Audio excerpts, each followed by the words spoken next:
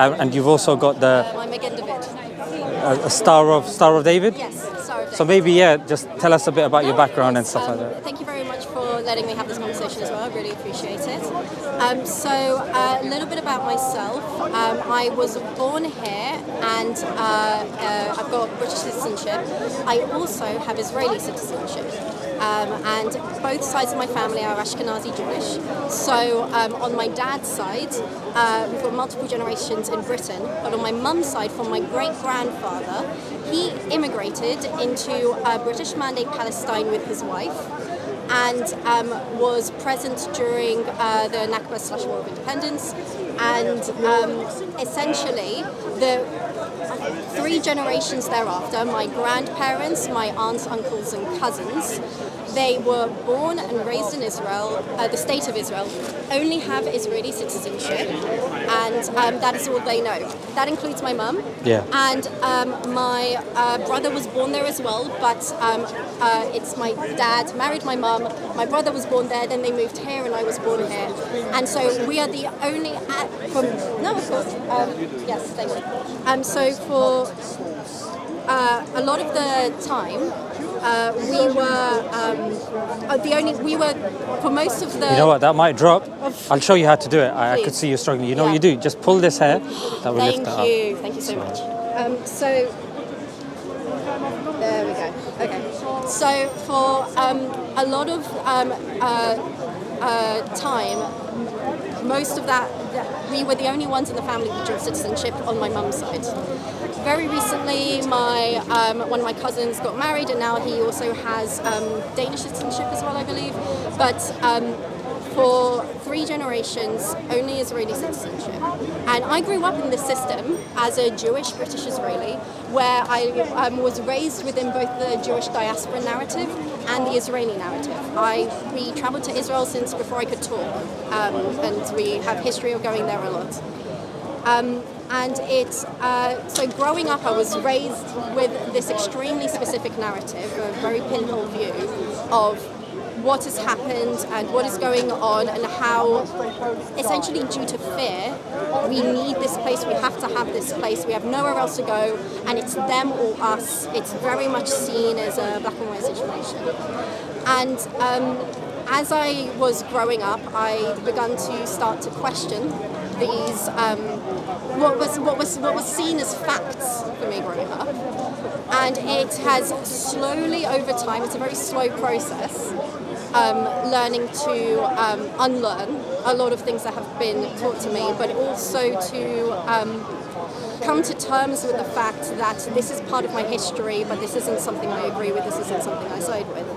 And I have come to the point, and I'm fortunate enough that even though my parents may disagree with me in a lot of things, we do have these conversations at home, and I'm allowed to have these conversations and to have these opinions expressed here, where I would very strongly now call myself an anti-Zionist, and I do not believe that the state of Israel is the answer, nor is it something that should be maintained from its inception. It put Jews first above all else, thereby displacing Palestinians, and the more I looked into it, the more I could see that there was a systematic oppression, systematic racism as well, and the treatment, and also absolute censorship within Israel that they try to also extend within the diaspora. And how do you think they do it in the diaspora? Okay, so this is very much through... I don't want to take you off your train of thought, so bear that in mind. No, that's absolutely fine, and I really appreciate that. So how it sort of occurs in the diaspora, and diaspora internationally, all over the world, anywhere where there is a cluster of Jewish population in the area. So typically you have Jewish school systems. So for example, I went to Jewish schools. I went to my local Jewish school. I went from pre-primary to primary to secondary. And throughout there is a really strong, of course you have the pride of being Jewish, and you have that to learn about the history and the story of the Torah and how that feeds into how we practice it today. But there is also an overlapping of Israeli nationalism. and this is over 3 generations worth of practicing, of fine-tuning this art, where it's to grow up in the system is to also praise Israel for what it is, as to being a safe place and for where we truly belong, and maybe one day we'll go and return there. And it's essentially the narrative has gotten to the point where to be Jewish is to support Israel. And that is the blanket statement that a lot of people outside of the diaspora and outside of the Israeli circles assume and see. And it is very much at least until recent history, the majority of the case. However, what we're starting to see, especially with current like Gen Z and Gen Alpha, and it's starting to grow. There is discourse within the communities as people are really starting to question the narratives that have been set upon us since birth. And we're seeing very much now that a lot of what we've been told as fact, as being raised in fear, and fear being used to justify what is currently the state of Israel and the continued existence of the state of Israel. It's based on misconstruction, it's based on misleading, avoidance. There's a very much a sort of protective sphere of because we believe that we're presently being persecuted from a historic context as well, that sort of feeds into it always being scared now, to the point where, I mean, just as an example, I had an argument that literally got to the point of shouting over just wearing this in public, just wearing the Star of David outside, because my parents were convinced that at one point or another, me wearing this, I would get attacked in some form. That is a great example of how the fear has been imbued in these circles. Have you had any comments about wearing that at Speaker's Corner today? No. Okay. And I'll make it very clear. I also I went to my first in-person pro-Palestinian rally as well. I was in the Jewish bloc. Say hi to us if you're there. And it was one of the most genuinely, and I say this from the bottom of my heart, one of the most loving, warm and embracing sort of moments of everyone just knowing that we're united in this cause against what Israel is doing and what the state is doing and what it historically has done and continues to do and attempts to want to do in the future. We need to work into preventing that now, very much so. And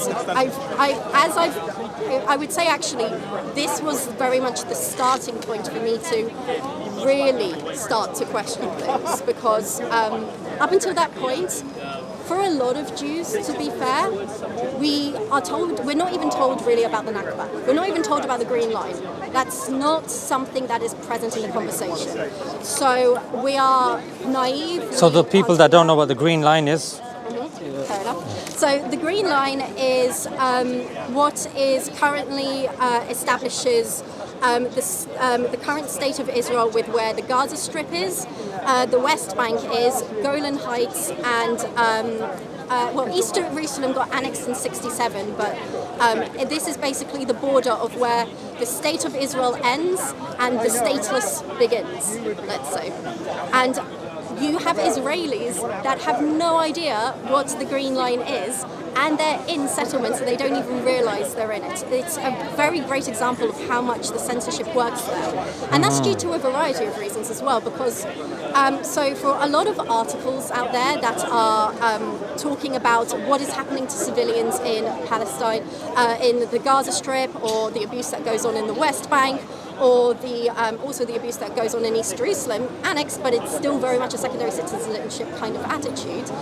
A lot of these articles are written in English, and English is absolutely a language that is present in Israel. It's typically a secondary language to people, but people aren't extremely fluent in it, and so not having articles in Hebrew for them to read, to absorb, especially at a young age, makes it separates them from access to the narrative of what the government is imbuing upon them. Right. On top of that, there is, and you see this in the diaspora as well, there is a really strong sense of, because the fear is so strong, and the it's them or us mentality is so present, you create a knee-jerk reaction of when you are hit with facts to just immediately deny it because your trust in the state is so true and is so present. And to question it, you face intense social stigma, and you face it incredibly so in Israel. But you also face it in the diaspora as well. And so, like, if you went to if you went to a local synagogue, because remember, to be pro-Palestine within the Jewish community is not stuck with this. It's not directly related to a specific level of religiousness. So you know you have different shuls for different levels of religiousness, which represents different levels of the community, for different parts of the community. It is an absolute mess of opinions in every single level, from Hasidic to liberal. You have people that are having tensions in their local communities of where they stand and where their opinions are, and you know, and another thing we've got to be aware of as well is freedom of expression and freedom of press in Israel. So on top of social attitudes, if people are to get together to have a protest, I remember post-October 7th, and forgive me for not being able to talk about the facts specifically, they've come off my mind, but one of the very first anti-war protests in Israel that occurred required a Supreme Court approval, where it was the civilians trying to organize this protest against the police, which is effectively the state. It's against the state as well. So, and what you can see multiple times is these blockades of skewing of the law to prevent people that want to get their voices heard against the social sort of default to try and get their voices heard, and then it's stopped by the police. There are some really fascinating videos actually of specifically on Instagram. It's All That's Left and the Radical Bloc Tel Aviv. Those are two great examples of seeing protests that are occurring that are anti-Netanyahu, anti-war, and pro-Palestine in its nature, where in the middle of their protest you have citizens, other civilians, Israeli, who are just in absolute denial of the level of atrocities that are occurring to civilians there, because frankly speaking it's not shown on the news, and I can vouch for that. At home we have the N12 News. The N12 News. It's one of the Israeli channels. It's the main one, isn't it? Yeah, it's one of the popular ones. And post-October 7th, it was a great example of seeing how the narrative was only focused on the hostages, which is, I understand covering of the hostages. We are concerned about returning civilians to their families and making sure everyone is safe and no one gets harmed. Yeah. But the narrative was only focused on the hostages. There was no mention of civilian distraught within the Gaza Strip of what was actually happening to the people there. It is generalized, and the narrative is created that everyone there is part of Hamas one way or another, and it's this dehumanization and vilifying that occurs, whether they're aware of it or not. And a lot of the times they're not even really aware of it because they don't hear the other narrative. They don't necessarily have access. The resources are there, but first of all, they're in English, like I said before, so it makes it more difficult to reach out, and you need to actively pursue it. There is censorship that very much goes on, and the shutting down of Al Jazeera is a prime example of how Israel lost one of the really great journalistic news sources to have direct access. We have one of the Haaretz journalists said on record how it was a disaster that Al Jazeera got shut down in Israel, because for them, Israeli journalists, it was their source of information to what was really going on inside the Gaza Strip that wasn't filtered through what the IDF was telling them. And it's really a manufactured result of from the inception of the country and quickly establishing laws that put 48ers, that is Palestinians with Israeli citizenship, within the undisputed state of Israel, that have them be at a disadvantage to Jewish Israelis, and the effects that it's happening, again, Golan Heights, Gaza Strip, West Bank, and East Jerusalem as well. It's just consistent mistreatment and supremacy of Judaism that is there as a Jewish state, and that sort of led me to the decision that a lot of Jews are starting to see themselves, including in Israel as well, that just the current treatment is not the answer. It's not right. It's not the solution. It's not the long-term solution. It's not the short-term solution. And to create a place where equal rights and just equal humanity. This is very basic stuff that if you speak to certain Israelis about it, or certain Jews about this as well, and even those who aren't are in the Zionist headspace, speak to any Zionist about this. When you give them certain facts like how Israel has illegally used white phosphorus, which is a banned substance within the Gaza Strip during the October 7th and historically, and it's a war crime that they've done so, and that the Human Rights Watch and Amnesty International have shown this to be the case, their knee-jerk reaction is to deny. So just for the crowd, the white phosphorus is something that when you drop it, it literally melts the skin. And burns to the bone, burns past the bone. And what's also tragic about it as well is that even if you survive these excruciating burns, you get cancer in the long term. So you're plagued with the effects of white phosphorus as soon as it comes in contact. Wow. And specifically, it's important to note that they were using it in highly densely populated civilian areas, which is another war crime on top of the war crime of using it in the first place. And so the denial of of these facts is also stemmed from.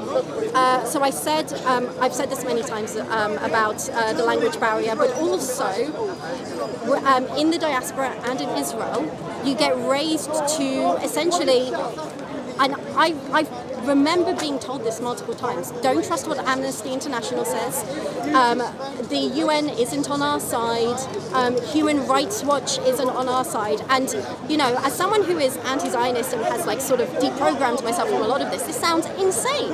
It's absolutely ridiculous. These are humanitarian, non-profit organizations, and and you really you have so much blind faith because you've been told your entire life that you have nowhere else. You only have this land. And you don't even have access to the option, to the idea of coming to the notion of treating Palestinians equally, and it's insane. It's absolute insanity, and you don't realize it's insane until you come out of it, and then you get this frustrating situation where you try and speak to people about it who are still in the depths of being the Zionistic system that they were raised in, to absolutely deny what's going on. And I would that's all right. I would absolutely say that the Zionistic system within Judaism is very much a programmed approach, and the deprogramming takes a very long time. And it's really interesting actually, because when you go to the Jewish bloc of these pro-Palestine rallies, you have people like me who are anti-Israel, anti-Zionist. You have also people that are anti-Zionist, but they're not quite where I am on the spectrum, where they're still in the process of deprogramming, as I would say, where they believe that maybe a two-state solution is the way to go. It's clinging on to the fact that Israel is part of their identity and they have to let go of that. And remember, I'm someone that has 3 generations. This was not an easy process to let go, to separate, and to relearn a lot of what was taught to us that was frankly untrue and misconstrued and racist and however other many words. And when it comes to people that were raised in this process, I would definitely say as well, again, we're going on a tangent there, but I would definitely say that it's absolutely, people can unlearn and relearn what Zionism really is and what it truly stands for, and how nationalistic and racist this approach is. And It is absolutely possible. I'm proof of that. It takes time. It really does. And there's a lot of levels of acceptance that needs to go, of coming to terms that you are on the side of history that has contributed to this, that has over multiple generations played a part in establishing and maintaining the current status quo. And you need to actively want to look for the truth and to be honest with yourself and to face the facts. And it's something that takes time, but it's absolutely possible. So I would say that even citizens of Israel currently, specifically Jewish citizens, we are already seeing that a lot of them are starting to wake up. Well, a minority is starting to wake up. But forgive me for being optimistic. I am optimistic that that voice can grow and that we can start to really question the lack of freedom of speech and freedom of press that is currently happening in the state. So the reason why I just let you speak, because I appreciate it. Thank you. yeah, no, I don't think what I would have said would have been any beneficial than what you were saying, frankly. You covered everything very nicely, and it's a point of view and a perspective that we're in desperate and dire need of. And for me to just unnecessarily be jumping in, I think would have been an injustice to what you were saying, because frankly, that was a breath of fresh air. And we'll continue kind of, I'll hit you back with some questions, but I think it's important for people to realize that when it comes to these discussions, speak when you need to speak. Otherwise, if someone else is speaking sense, it doesn't matter who it is, you let them speak. And there were a lot of things that you mentioned. I think it was very fascinating, especially your view of how the lack of education is being proliferated in certain kind of places, in certain communities. It's selected history. Yes. And it's very biased, and it's done with intent. Whether the people in the system are aware of it or not, it is very much so a result of both lobbying within Israel and lobbying within the diaspora by pro-Israeli movements. And it's how a lot of Jewish schools around the world follow this narrative, shuls do as well, Jewish newspapers go into it as well. And it's really important both within these circles and for people outside of these circles to be aware that there are Jews and there are people with Israeli citizenship that are questioning and going actively against what this narrative is, and that these voices are present, and we're really trying to grow these voices, and we're really trying to make it clear that we disagree with this wholeheartedly. It's not the answer, it's not what we're looking for, and it's not the solution to, forgive me for being cheesy, but it's not the solution for peace in the Middle East. So, yeah. Are you not worried about, say, your safety or how your own community is going to see you? What has been their reaction to you? Okay. Because a lot of people are kind of afraid of Yes. going against the narrative of their own Absolutely. community. And that is definitely one of the stigmas that for anyone who is starting to ask these questions themselves in these communities, that's one of the first things you face. Because when you first start to have these opinions, it feels incredibly isolating. You feel like you're the only one. Yeah. There's no one else out there. And thank Instagram, because there is much proof in multiple places, including in the UK, Na'amod. If you're not aware, if there are any diasporan British Jews listening, Na'amod UK, take a look at them. They're doing phenomenal work. They are an anti-apartheid pro-peace movement in the UK that is attempting to lobby against Britain's actions towards supporting Israel and war. Fantastic. Yeah. Big up Namud. Yes, Na'amod UK, they're doing phenomenal work. I will Okay. preach about them till the cows come home. Yes, stigma in social circles. So personally, I have, for lack of a better term, I've come out to my family about these opinions, specifically to my parents and my brother and his fiancée. They are aware, and to different levels they disagree with me. but I am very thankful that my dad specifically has allowed me to have these conversations at home, to express my opinion and to explore these viewpoints. It helped me form the opinion that I currently have. Even if he does disagree with it, he very much respects my opinion, and I'm very thankful that he let me have that space, even if he doesn't agree with me. With regards to the outer Jewish sphere, I would say that I'm not currently a member of a synagogue locally or anything like that. But it's like the point that you mentioned, that because you class yourself as an anti-Zionist, naturally that's going to be attached with the label of anti-Semitic.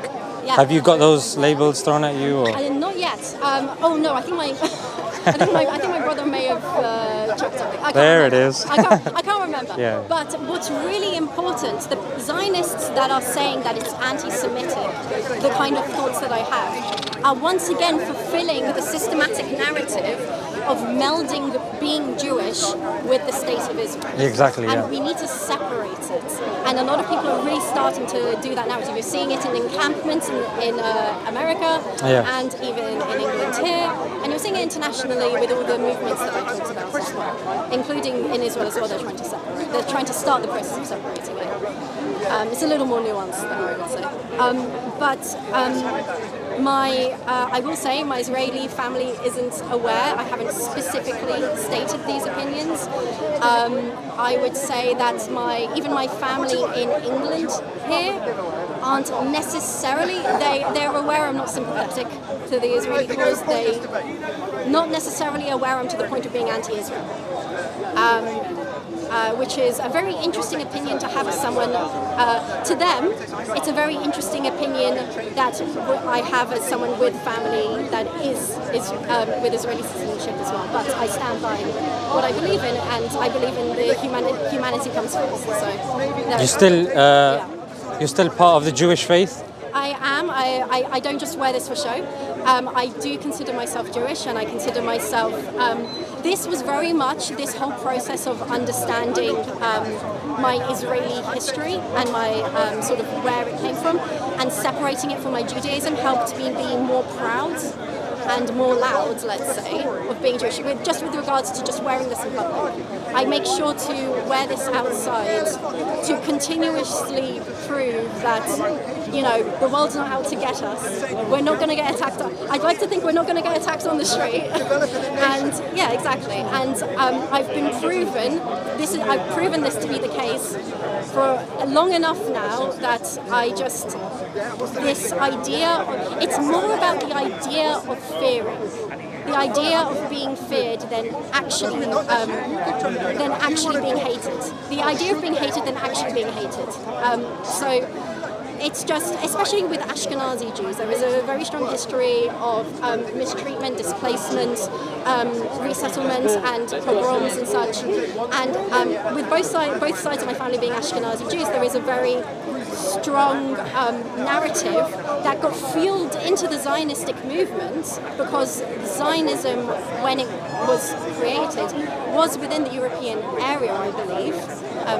And this sort of colonialism attitude was inherited by sort of the British attitudes that were happening at the time, and it created this, what was seen as this is the only solution to bulldoze whatever's already there, rewrite the narrative in history that there was no one there, it was barely present, we made the lands green, or however the statement went. Yeah. And it was, and to the point as well, I think this is very important to mention, it is the Nakba's not only the Nakba's not covered in the diaspora, it's also not covered in Israel, but it's also within, I think it's also looked negatively on if Arabs are to mention, Arabs within these territories are to mention anything with relation to the Nakba. It could hinder them getting Israeli citizenship, even if they don't agree with the state of Israel. Israeli citizenship is needed, first of all, to vote for the lands that they're under, but also to get access to work and access to borders into these territories. So that's one of the reasons that they would be applying for citizenship and are applying for citizenship. The Israeli Ministry of immigration and such, Yeah. purposefully delay and prolong these applications, with East Jerusalem being a really prime example. Only 5%, please correct me if I'm wrong, I believe this is correct, only 5% of Arabs in East Jerusalem, which has been annexed in 1967, they are under the State of Israel, they have the right to apply for Israeli citizenship. Only 5% have been accepted since the inception of, since the annexing in 67. Which is ridiculous. And when you look at even recent history from like, I want to say mid-2010s to 2021, only 36 applications that over this period of time got accepted.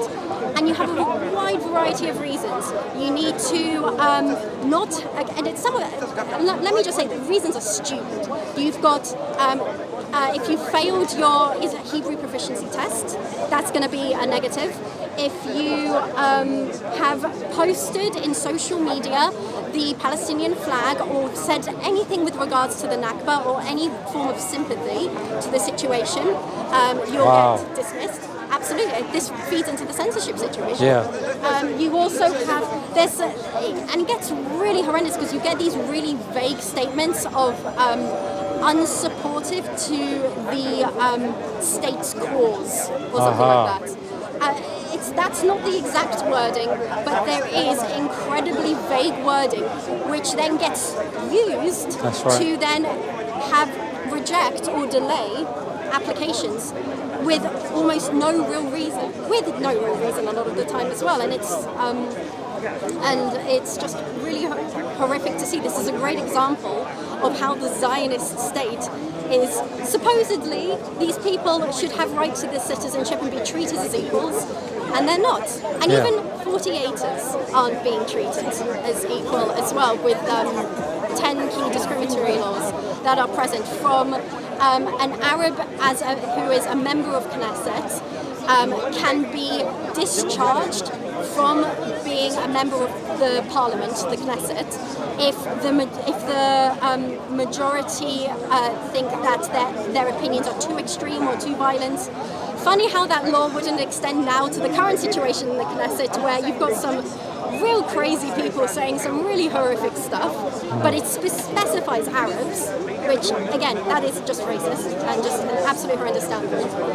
You also have laws that create a situation where when new towns are being built within the state of Israel, first of all, the funding towards the development of these towns, the government, there is a law that says the government can decide where funding is allocated. So if a town is going to be majority Arab, they are likely to, it gets construed so that they receive less funding, and then Jewish exclusive states get construed to get more funding.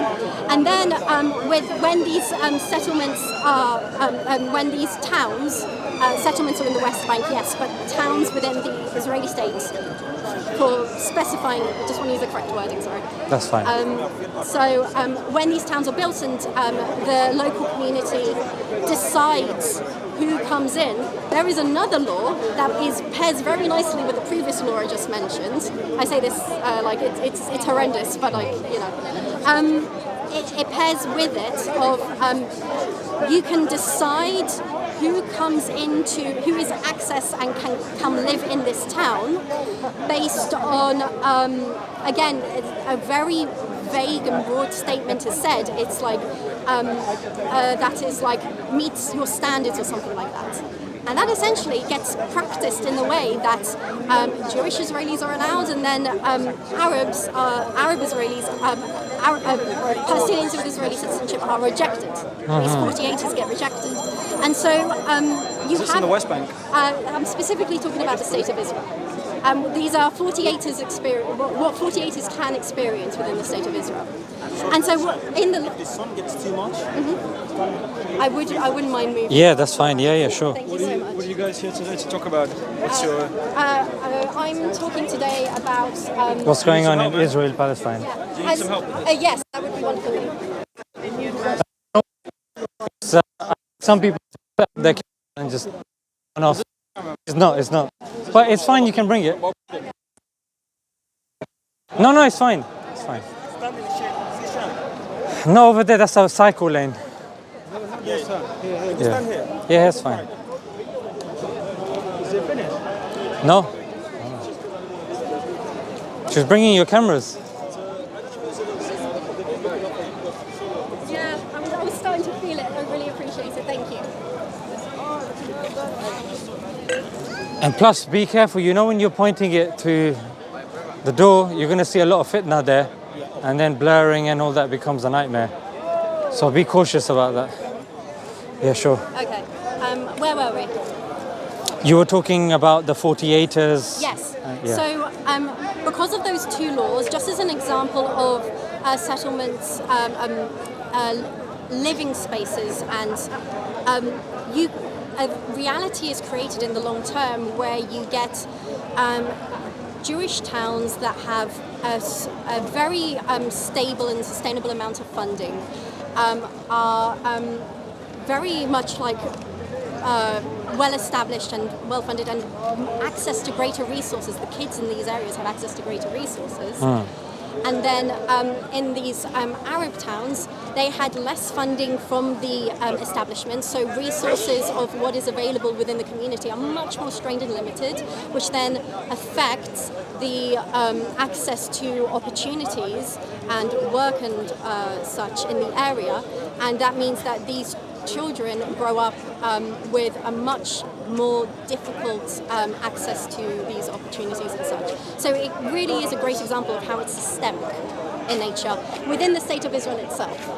And yeah, so that's just a great example. And there are other laws as well that set examples, from the lack of a right to return to service in the army to just whether you can have dual citizenship or not. There is a real double standard of Jews being allowed dual citizenship, me being a great example, and then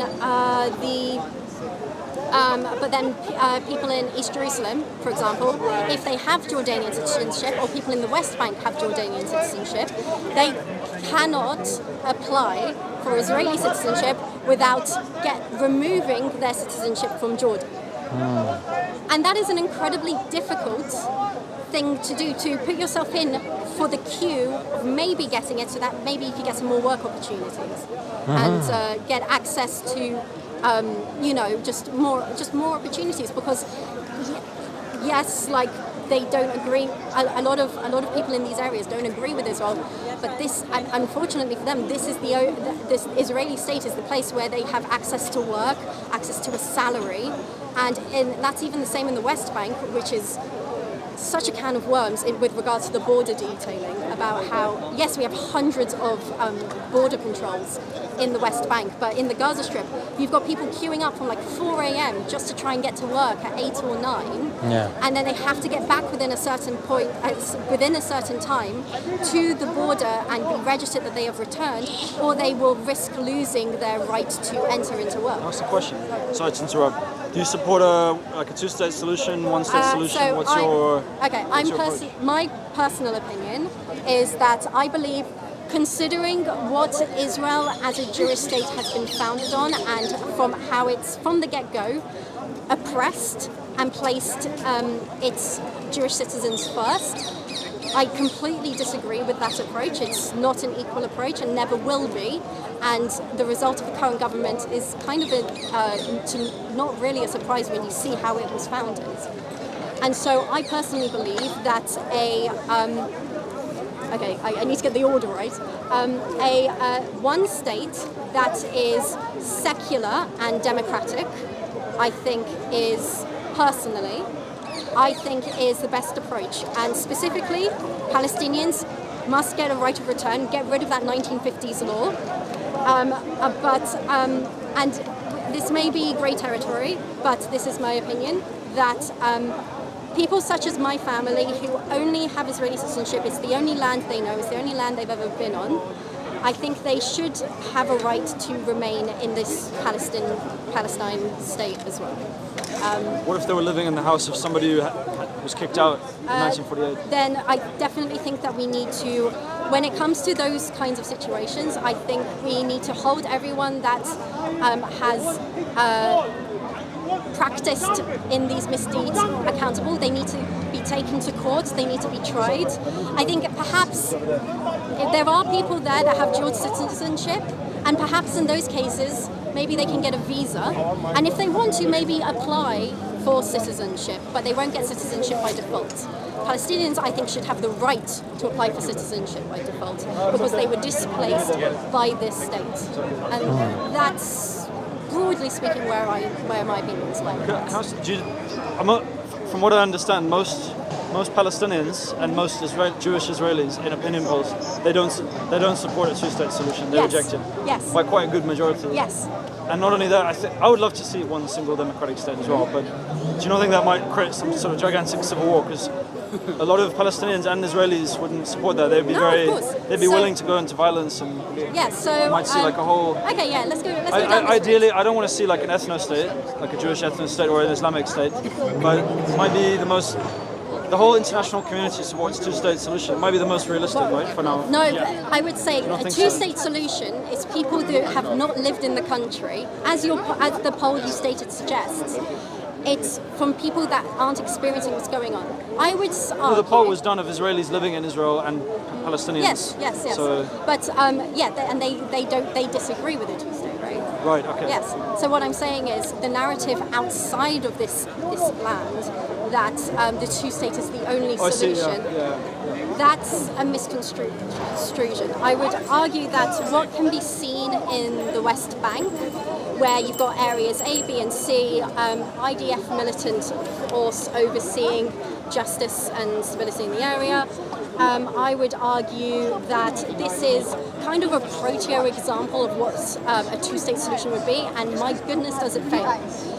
Because not only is there no true independent government there, Israel would never relinquish that control because they fear the consequences of their actions. Demographically, if they had a one single state, there'd be a majority Palestinian Arabs, right?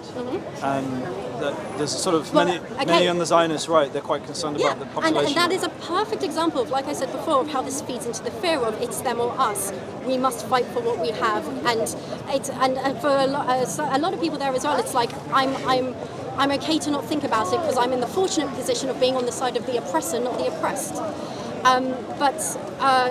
It's one of the things that really needs to be challenged. First of all, that narrative that Israelis are raised in needs to be challenged, and the re-education and a real apparent of facts needs to be stated.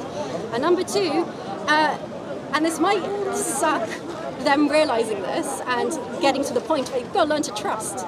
And like, if there is no trust that this other side will treat you humanely, how on earth do you think you're going to even get a two-state solution? You know? Yeah, because right now the Likud party, why would there be a two-state they don't want it either. The Arabs are not interested in a two-state solution. Yeah, neither is the Likud party. They don't want it either. No.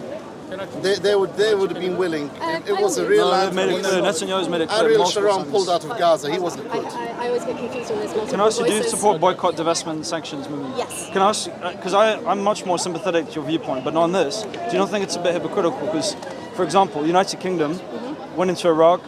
According to Lancet, very prestigious medical journal, about 1 million Iraqis dead because of that war. Right? That's not just a random figure. That's like very respected. So Britain has done far more damage than Israel did in the last. To compare, and yet you don't want to boycott the justify. United Kingdom. I would say to compare is not to justify. Why we talk about boycotting United Kingdom and boycotting Israel, but I never hear talk about boycotting Egypt, United Kingdom. Britain, United States, they've done a lot of terrible things as well. I will argue that currently, China. yes. Uyghurs. Okay, but I would, and that's fair enough as well. And these are perfect points of boycotting. But just as a response to that, people have been boycotting China. They have been boycotting Denmark. They have been boycotting America. Boycotting it's a movement. I'd like to, and I'd also like to add as well that, first of all, for me, contextually, as someone who is Jewish, British, and Israeli with the passports, this is a personal matter to me that I want to affect and contribute to affecting too. But in the grander scheme of things, currently, right now, presently, a genocide is going on, and the collective unification of those that are pro-Palestinian in boycotting. As a singular person, that action may not be major, but as a collective, it has a significant economic effect, especially with Israel being a startup nation. Like, they thrive economically in creating startups, especially in the tech industry. So boycotting no, that's all right. So boycotting all of these systems, boycotting the trade and the resources that come in and out, and the sources and the companies that are based there as well, sets a very clear message and a very clear pressure to our governmental officials here to start to do the right thing. But you've achieved it, because there is no genocide, so you've actually achieved it. Okay, let's just finish our thing. I mean, that is just... Sorry, that's a can of worms. We're not interested in people that can't accept genocide for genocide. You can have that conversation later. You can have that conversation later. So we're just gonna... We'll just round off our conversation, which went over for about an hour. And there was, I mean, you gave your time and you made some fantastic points that I think are very helpful for the discussion. Points like that aren't, and you can have that discussion later. You can have that discussion later on. You can have that discussion later on. I would say this is a Well, you're clearly lying by, and what you're doing is, you know what you're doing. Which is very I mean, Tony, you've come. Any kind of evidence shows there is no genocide. And it's very much a result of 3 generations of people being raised in this narrative, which has gotten to being it's them or us. And this is a very good example of that, I would say. Yeah, you know what? That's such a very good point. That's actually that's illustrated your point incredibly well, and because of the mashallah, how the depth, and I'm sure a lot of people watching probably didn't know this, and it is a message of hope, and we don't want to contaminate it with these sorts of conversations that happen here, every other week. Thank you for your time. It was a pleasure to have this conversation. Thank you so much. And I enjoyed listening. yeah, thank you. Can I ask another question? Yeah, So sorry. Yeah. What do you think of the recent poll done of Muslims in the UK saying 46% support Hamas, and about a quarter of... Thank you. Only about, I think, a quarter of Muslims agree that on October 7th I'll take that. there was Thank you. like rape and murder of people. Do you think this might be a problem? So there was a poll done by a neutral Take body. this. They're not Yeah, take that. by the way. They found out about 46% of UK Muslims support Hamas, and they found out about 25% say that they want any rapes or murders on Hamas. Okay. How can this man say that?